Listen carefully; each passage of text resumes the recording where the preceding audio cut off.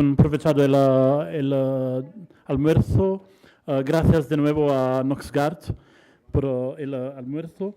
Entonces, ahora por la tarde vamos a discutir más sobre el mercado automotriz mexicano.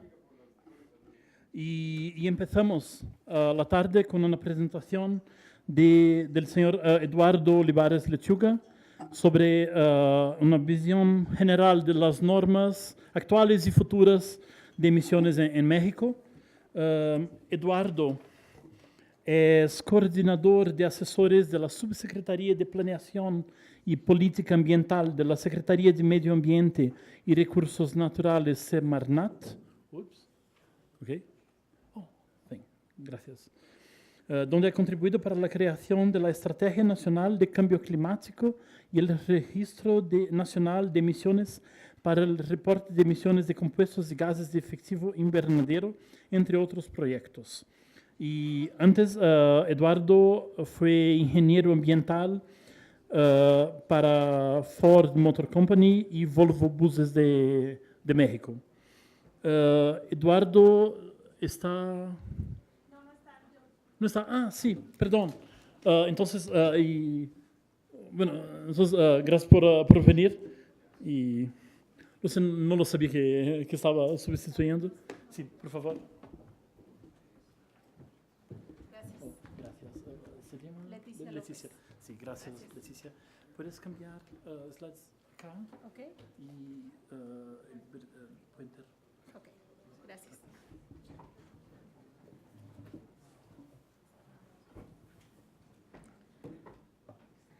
Buenas tardes a todos. A nombre de Eduardo Olivares Lechuga, que es el coordinador de asesores de la Subsecretaría de Planeación. Él tuvo una reunión antes de este evento y hoy fue un día muy caótico en esta ciudad por la lluvia, entonces no le fue posible hacer esta presentación, pero yo trataré de darla a nombre de él. Cualquier duda, por favor, que tengan, me la pueden hacer saber.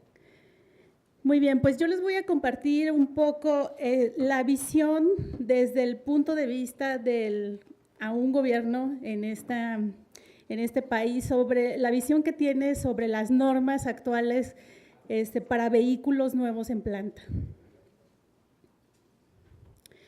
Primero voy a dar una introducción muy breve, después hablaré de las normas de vehículos pesados, luego ligeros y la visión que tiene ahorita el gobierno sobre los vehículos fuera de carretera. Bueno, el quehacer de la Secretaría de Medio Ambiente es obviamente tratar de reducir los contaminantes al máximo posible. Obviamente, como todos sabemos, la contaminación tiene repercusiones a nivel local, a nivel regional y pues a nivel mundial, ¿no? Esto repercute en calentamiento global y provoca serios problemas en el cambio climático. De las emisiones de gases de efecto invernadero del sector energía, aproximadamente el 93.2% se concentran en el sector transporte. De ahí la razón por la cual la Secretaría tiene ciertas políticas públicas para regular a los vehículos nuevos y a los vehículos en uso. Obviamente, algunas de las consecuencias de este cambio climático, pues lo podemos ver en las muertes que se dan asociadas a la contaminación atmosférica y obviamente estas van en aumento. Algunas cifras las podemos ver ahí. De los contaminantes que se busca regular son tres tipos de contaminantes: las emisiones de escape, las emisiones de gases de efecto invernadero y las emisiones de compuestos orgánicos volátiles. Ahora bien, en la legislación mexicana, bueno, voy a empezar por decir que para nosotros el término de vehículo pesado no existe en la ley mexicana, ¿no? Usamos este término porque obviamente es coloquial y es muy entendido entre todo el sector. para la regulación mexicana, las normas se dividen únicamente por el peso en México. Aquellos vehículos que tienen un peso menor a 3,857 kilogramos les llamamos vehículos ligeros, y a los vehículos que pasan los 3,857 son vehículos pesados. Como les dije, en la ley no viene el término ni ligero ni pesado, únicamente hace esta diferencia en cuanto al peso.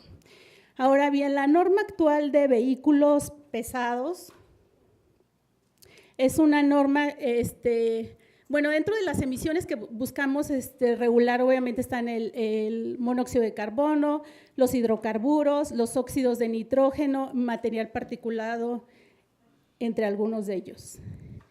En la norma 44, que es una norma de las que van a hablar, estaba viendo el programa y es en una norma de la que se va a hablar más a profundidad, les comentaré que desde el punto de vista del regulador, que somos nosotros, la Secretaría de Medio Ambiente, la meta, bueno, el primer objetivo era actualizar la norma porque la norma vigente era del 2006, entonces esa norma tardó muchos años en actualizarse y el paso pues tenía que ser gigantesco, ¿no? Porque obviamente no fuimos siguiendo esa armonización que teníamos inicialmente contemplada de homologarnos con los estándares americano y europeo. Nos desfasamos en el tiempo y entonces para cuando hicimos esta actualización pues tuvimos que dar un salto en el tiempo.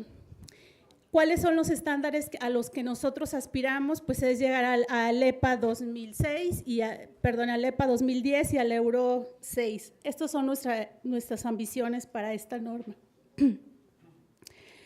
Dentro de las características, obviamente que incluimos en esta norma, pues están el tema de este foro, que ya hablarán varios expertos. Nosotros los incluimos, tratamos de incluir algunas de las tecnologías que sabemos que nos van a ayudar a cumplir esas metas ambientales que el gobierno mexicano tiene planteadas para México. Ahora bien, dentro de esta norma, nosotros tomamos, obviamente, la regulación de Estados Unidos y la europea como regulaciones de origen y tratamos de homologarnos con ellos. En esta norma, obviamente tiene, bueno, la reducción que buscamos a través de esta norma, más allá del 90%, y pues esta es la ambición en los estándares, ¿no? Ahí está nada más de cuál partimos, del EPA 2004 y del Euro 4, y el salto pues va a ser hasta EPA 2010, Euro 6. Ese es el salto gigantesco que queremos dar con ayuda de la industria. ¿A partir de cuándo es? Entró en vigor este año. Sí, 2018. Ahorita vamos a ver un poco la implementación de la norma, porque ahí está el detalle, ¿no? En la implementación. Sí, no podemos decirles de un día para otro, tenemos que cambiar y vamos a cambiar, ¿no? Ahora, en esta norma certifica motores y vehículos completos, que una característica importante por la cual tomamos como los estándares de origen como referencia para esta norma es porque la autoridad que supervisa la aplicación de esta norma acepta los certificados de origen, tanto de Estados Unidos como de la Unión Europea, y en el caso que no sean certificados de origen puede tomar resultados de otra autoridad ambiental de cualquier otro país. Esto es para facilidad de nuestra propia autoridad de verificación. Como ustedes saben, en México la Procuraduría Federal de Protección al Ambiente no cuenta con laboratorios. A diferencia, como los tienen Estados Unidos y la Unión Europea, nosotros no tenemos laboratorios para verificar que los estándares que tienen esos vehículos que se van a comercializar son exactamente los reales, ¿no? O sea, el gobierno no tiene su propio laboratorio, es por ello que nosotros aceptamos los certificados de origen. En esta norma, los fabricantes obviamente tienen dos opciones. Los fabricantes tienen la opción de certificar obviamente con prueba de motor. Allí realmente no quiero que vean todos los números, porque obviamente es lo único que trato de resaltar con esta filmina son que, por ejemplo, en la prueba de motor, nuestro estándar que se llama 1A es equivalente al de EPA. El estándar 1AA es 1AA y 1WB. Esos son, todos estos estándares, los primeros límites para prueba de motor, son exactamente equivalentes a los de la EPA. En la siguiente están los estándares que son certificados, que son equivalentes a los estándares europeos. Obviamente los estándares son los mismos, son los que vienen incluidos en la norma. Y algo de comentar en esta norma es que teníamos un segmento que no estaba regulado, no estaba definido, que son los vehículos medianos. En la norma anterior únicamente incluíamos los vehículos pesados y en esta norma se incluyó ese segmento de vehículos que si no lo incluíamos en esta norma para vehículos pesados, hubiéramos tenido que hacer una nueva regulación solamente para los vehículos en ese rango de peso que está en el estándar 3A y 3B. Entonces, una de las modificaciones que se incluyó en esta norma fue justamente incluir este rango de peso, que, bueno, en Estados Unidos son como es el equivalente a los vehículos medianos. Ahora bien, ¿cómo está definida la implementación de esta norma? Los estándares vigentes estarán, el estándar actual, que es el de la norma anterior, estará vigente hasta diciembre de este año. El siguiente estándar, que es el equivalente a EPA 2007 y Euro 5, estará vigente de enero a junio del 2020, más o menos. Y el tercero, pues va a estar disponible a partir de 2020, ¿no? Más o menos. O sea, es una implementación gradual de cada uno de los tres estándares. Inicialmente, la regulación no contemplaba el estándar intermedio, es decir, el que ustedes ven en color azul, ese no estaba en la propuesta original, solamente estaba del estándar 2004, por ejemplo, EPA 2004 hasta EPA 2010. Y la necesidad de inclusión de este estándar intermedio, pues fue a solicitud de la industria automotriz, de vehículos pesados, y para buscar que esa transición no fuera tan drástica y que pues pudiéramos afectar al mercado mexicano. Igualmente, para vehículos completos, el calendario de implementación es exactamente los mismos, 2018, 2019 y a partir de 2020 entra el siguiente estándar. Ahora bien, ¿qué es lo que buscamos realmente nosotros con esta norma? Pues obviamente buscamos reducir los contaminantes, particularmente nos interesa reducir las emisiones de PM 2.5, PM10 también y obviamente de carbono negro. Cuando nosotros hacemos una norma, lo que buscamos, lo que calculamos, lo que debemos de calcular como gobierno es qué beneficios ambientales va a tener esa norma, cuáles van a ser los costos para los sujetos regulados y cuál va a ser el beneficio en salud. Obviamente, dos de los factores más importantes que nosotros buscamos atenuar son las muertes y la contaminación del aire. Como saben ustedes, vivimos en un país donde existen zonas donde hay alta contaminación, por ejemplo, la zona metropolitana del Valle de México. Ahora bien, en el tema de vehículos ligeros, nosotros ahorita estamos trabajando en la modificación de la propuesta, en la actualización de esta norma. Y como pueden ver en el título, esta norma está vigente desde el 2005, es decir, tiene 13 años de retraso.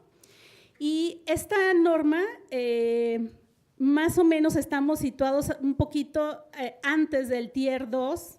Entonces, lo que buscamos hacer es la siguiente regulación, buscamos que cumpla con el Tier 2 y Tier 3. Obviamente, igual va a ser un salto importante para la industria automotriz, pero esa es la ambición por parte del gobierno. ¿Cuáles son los elementos clave de esta propuesta? Pues obviamente actualizar los estándares de emisiones a Tier 2, Tier 3. También vamos a incluir la regulación, actualizar la regulación de las emisiones evaporativas y establecer los requisitos mínimos de OBD. Como ustedes saben, la norma de vehículos ligeros dice solamente una definición muy general del OBD sin establecer requisitos mínimos. Es por eso que ahorita la parte de OBD no puede ser exigida, no puede ser exigida a los fabricantes porque no establecimos en esa norma cuáles eran los requisitos mínimos que debía de cumplir el OBD. Entonces, en esta propuesta se busca detallar los requisitos. Si algunos de los que saben de la norma para vehículos pesados, la vigente, esa norma sí se incluyen a detalle los requisitos mínimos de OBD. Entonces, algo similar queremos hacer con vehículos ligeros para que quede la propuesta más completa. Los estándares serían estos. Obviamente son equivalentes a Euro, EPA, igual que en la norma de vehículos pesados. Esta es nuestra propuesta. Obviamente todavía no está negociada con el sector automotriz, pero estas son nuestras metas en cuanto al estándar. Los requisitos mínimos del OBD entre los que deseamos incluir, pues serían todos esos que ustedes ven aquí en el listado. Y otra de las normas que tenemos contempladas también para incluir una regulación son los vehículos, son los motores a diésel fuera de camino. En esta norma no tenemos norma, aquí hay un vacío legal, sabemos que su aportación al Inventario Nacional de Emisiones, más o menos hay un esbozo del inventario 2013. Esa es la primera, esa es una de las, de cómo se caracteriza este mercado al que queremos normar. Algunas de las emisiones que ya se tienen establecidas en ese inventario, pues son estas para las principales ciudades, incluidos la Ciudad de México. ¿Y qué es lo que… ¿En qué etapa vamos en esta? Bueno, en esta norma nosotros requerimos primero hacer un inventario de este tipo de equipos para poder establecer una base para la regulación. Cuando hacemos una regulación, obviamente lo que nos pide la Comisión Federal de Mejora Regulatoria es saber cómo está el sector, a cuántos vamos a impactar y qué costo va a tener la nueva regulación que nosotros queremos emitir. Entre los estándares que tenemos contemplados incluir en esa regulación está el Tier 4, que es ese. Esos son los estándares de origen y obviamente también el europeo en su etapa 3 y 4. La 5, como ustedes saben, apenas va a entrar en vigor, pero obviamente esos son los datos que nosotros tenemos que fundamentar con la participación de los sectores. Ahora bien, por ejemplo, estaba viendo que aquí en el programa hay algunos participantes que están en este sector.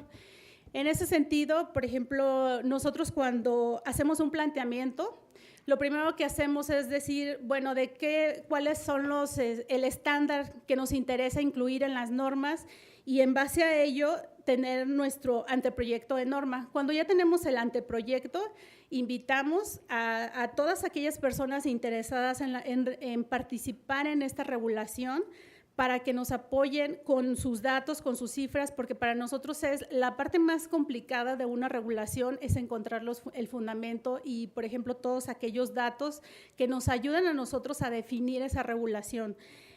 Por ejemplo, a mí este foro, no sé desde cuándo se hace. ¿Desde cuándo se hace este foro? Es la primera vez. Ah, súper bien, hubieran estado cuando estábamos haciendo la norma 44. Porque nos sirve, o sea, realmente créanme que cuando vi el tema dije, bueno, o sea, se hubiera hecho antes, Por ejemplo, cuando se hace una evaluación ex post de una norma, lo que se busca es eso, saber a quién se impactó, cómo se impactó, cómo está el mercado. Y créanme que esa radiografía que el gobierno necesita para poder modificar una regulación es bien complicado, porque obviamente hay mucho celo entre la industria automotriz, entre toda su cadena de suministros. Entonces, encontrar información y tocar puertas para decir, oye, ¿qué información tienes que me pueda necesitar? O sea, yo creo que a veces piensan que si nos comparten información la vamos a usar en su contra, y no es cierto. O sea, realmente queremos saber si lo estamos usando bien o no.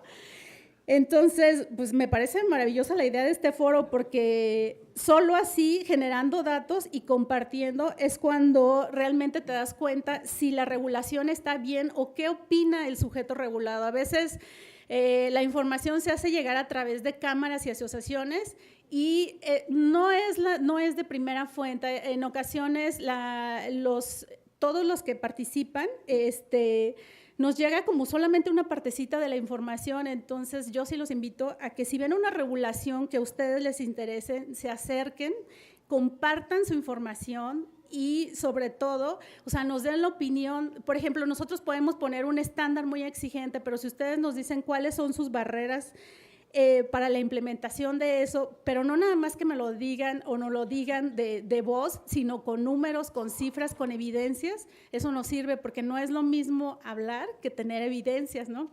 Por ejemplo, muchas veces nos dicen, no, es que mi motor no va a funcionar con ese diésel, pero luego viene otro y dice, no, pues el mío sí funciona. Entonces, ese tipo de discrepancias en la información es lo que nosotros tratamos de homologar. O sea, créanme que realmente la regulación, los costos de la regulación es algo que realmente donde sí nosotros ponemos mucho énfasis y mucho cuidado, porque los costos que genera una nueva regulación no los valoramos nosotros. Nosotros generamos la información y hay otro organismo de gobierno que los verifica y los aprueba, o nos dice, no, ¿sabes qué? Tus cálculos están mal, esto que me estás poniendo aquí no puede ser, entonces no puedes emitir una regulación.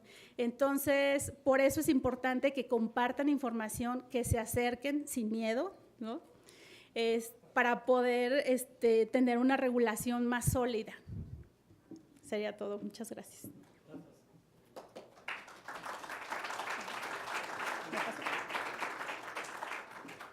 Sí, gracias, Leticia.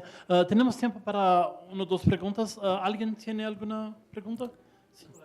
Sí. Marco Ojeda, de Prime Group. ¿Cómo es posible que ustedes, como una entidad gubernamental, puedan medir algo si no tienen los equipos? ¿Cómo van a validar? A validar o encauzar a los fabricantes si ustedes no pueden medir? Porque ellos igual les pueden decir, sí estoy el límite inferior o superior, pero realmente es que esto es muy importante desde el punto de vista de emisiones y todo lo que has mencionado. Pero ¿cómo es que ustedes van a hacer para que se pueda hacer alguna presión sobre ellos? Bueno, en realidad la presión sí existe, porque obviamente el documento, la presión para ellos sí existe, más bien la presión para nosotros ahí no tanta. Ellos, ¿cómo sabemos si un vehículo cumple o no cumple? Bueno, acuérdense que la ley dice que bajo protesta de decir verdad, y ese es un peso donde cae toda la responsabilidad sobre quien está manifestando una información. En ese sentido, el sujeto regulado, cuando nos presenta un certificado de origen, obviamente él es el que está asumiendo que las emisiones que dice ese certificado realmente se cumplen en México. Si no existiera, más bien, si existiera una falsedad en esa declaración, obviamente va a ser sancionado. A lo que me refería yo en eso es de que nosotros, a diferencia de la EPA, que la EPA sí tiene su propio laboratorio y, por ejemplo, puede hacer las pruebas de los vehículos en carretera, eso no lo podemos hacer nosotros, pero Porque nosotros tenemos una complicación, o sea, una complicación económica para mantener un laboratorio de pruebas de emisiones. Ese es el primer punto. O sea, no tenemos recursos para montar un laboratorio y mantenerlo, ¿no? Porque aparte no nada más es montarlo, sino mantenerlo. La segunda complicación que nosotros tenemos en México es que en la parte, por ejemplo, si nosotros quisiéramos probar un motor, hay una diferencia entre vehículos nuevos en planta y vehículos en uso. Los vehículos nuevos en planta los verifica la Procuraduría Federal de Protección al Ambiente y los vehículos en uso ya son propiedad de otra secretaría, es decir, de cada jurisdicción federal estatal. Entonces, ni la Profepa puede meterse en otros terrenos, ni los estados pueden meterse con la federación. Entonces, ahí tenemos un problema en el marco regulatorio.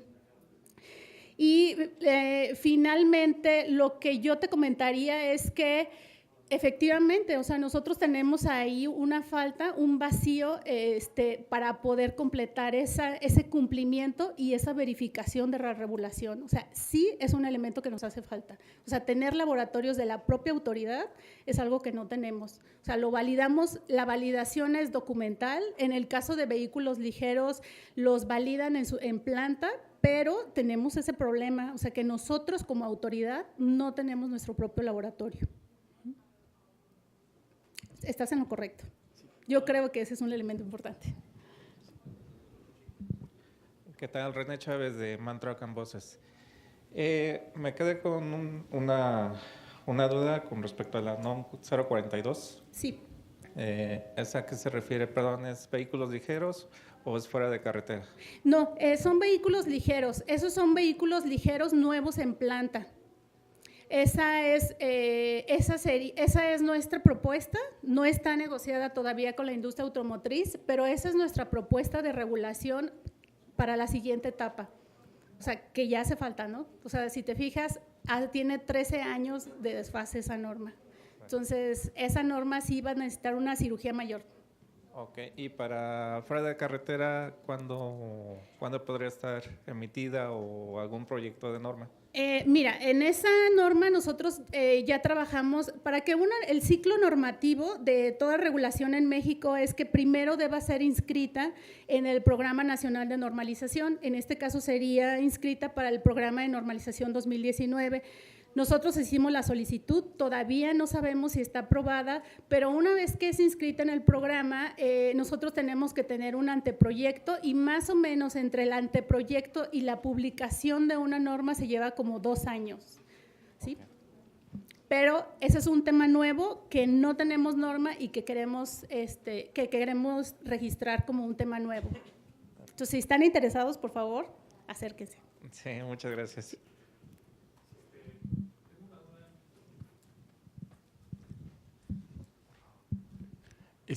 Tengo una duda en cuestión de los vehículos que ya están en uso, que ni siquiera alcanzan una Euro 4, Sí. que aquí en México pues sí se ven muchos. Estas nuevas normas, ¿cómo los incluyen, no los incluyen? ¿Qué pasa con estos vehículos? No, la regulación está dividida en 2, para vehículos nuevos en planta y para vehículos en uso.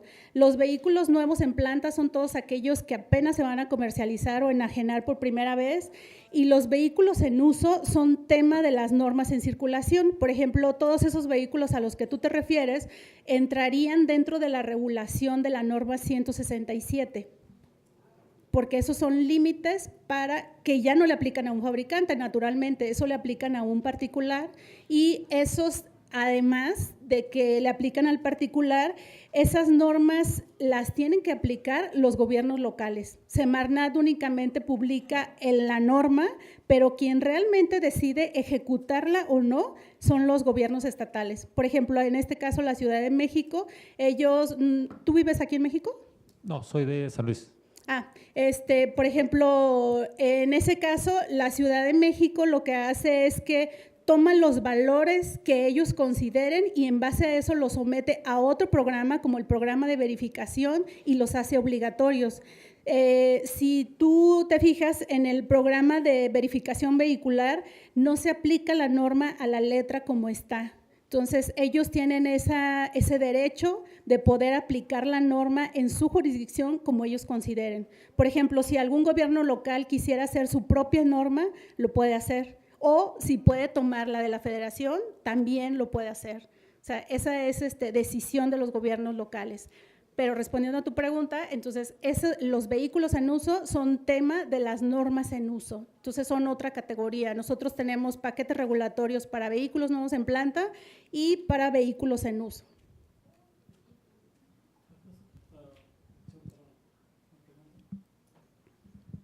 Hola, ¿qué tal?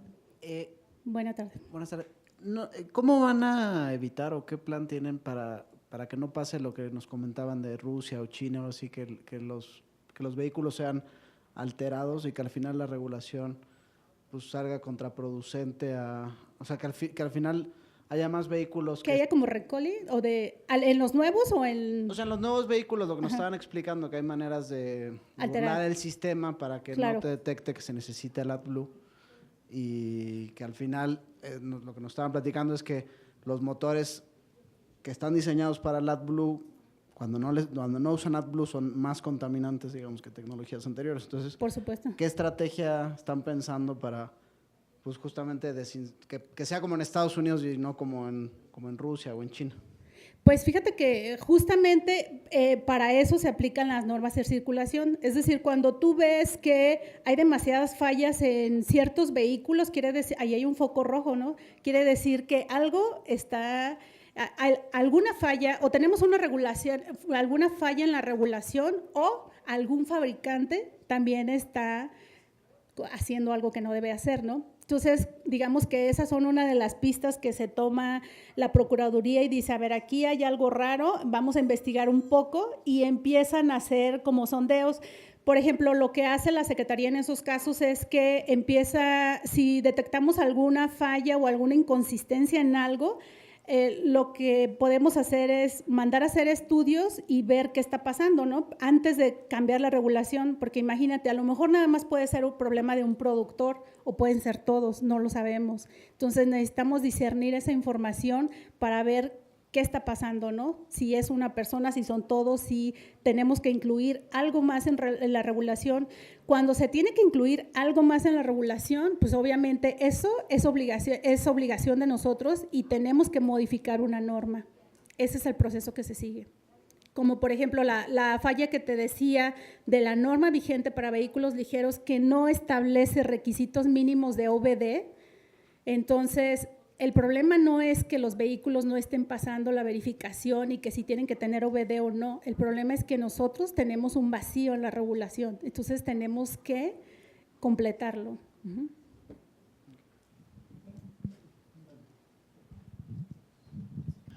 Muchas gracias, Leticia. Gracias. Gracias.